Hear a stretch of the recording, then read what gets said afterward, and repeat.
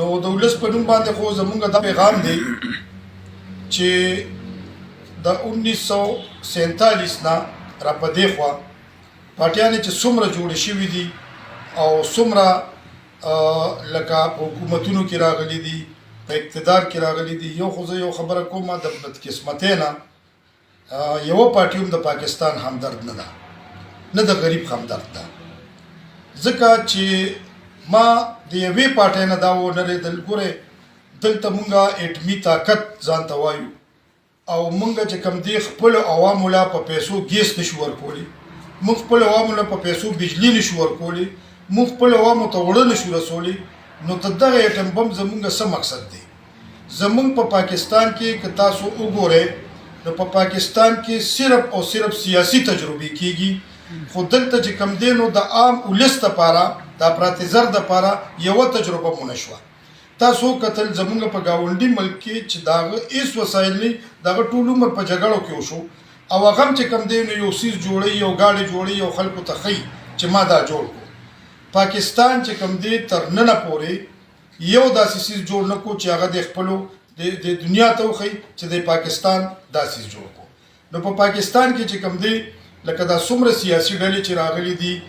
دا څومره بیروکریسي چې راغلې ده دا ملک د بیروکریسي چې کوم دی د دې سیاسي ډلو په ایما باندې لوټلې دی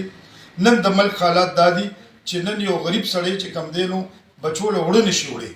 هغه د بجلی بل نشي جمع کولی پښتونخوا قومي مومنټ مقصد کورسۍ نه ده د پښتونخوا قومي مومنټ مقصد چې کوم دی اسمبلی ته تګ نه دی اسمبلی ته به مونږ ځو خو د عوامو په طاقت باندې به انشاءالله ځو که خیري او دغلته به هم زمونږ دا نارې کومه چې زمونږ د چارسدې په چوک کې ناره ده کومه چې زمونږ د قبضه مافیا خلاف ناره ده کومه چې زمونږ د بنګایۍ خلاف ناره ده کومه چې زمونږ د افراطي زر خلاف ناره ده او کومه چې زمونږ د ظلم او د جبر خلاف ناره ده نو دا ناره به انشاءالله په چوکونو کې وي دا ناره به په روډونو باندې وي او دا ناره به انشاءالله په اسمبلی کې وي مونږ د ولس ته وایو د عوامو ته وایو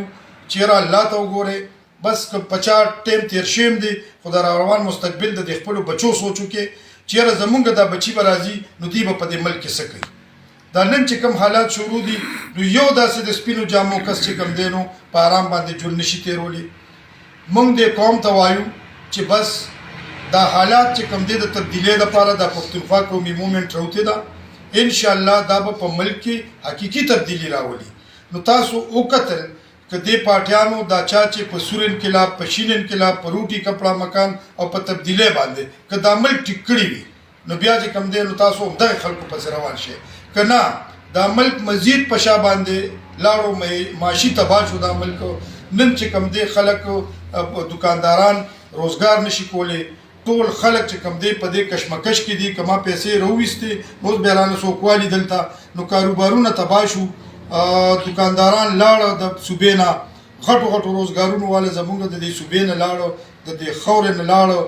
نن چې کوم دی مونږه پښتونخوا قومي مومنټ د دې خپلې خاورې دپاره د دې خپل ملک دپاره د دې خپل غریب ولس دپاره په میدان کې ده او انشاءالله که د هر قسم قربانۍ ضرورت شو اکه د وینې وي اکه د مالی وي اکه جاني وي انشاءالله پښتونخوا قومي مومنټ هر ځوان چې کوم دی دغې قربانۍ ته تیار دی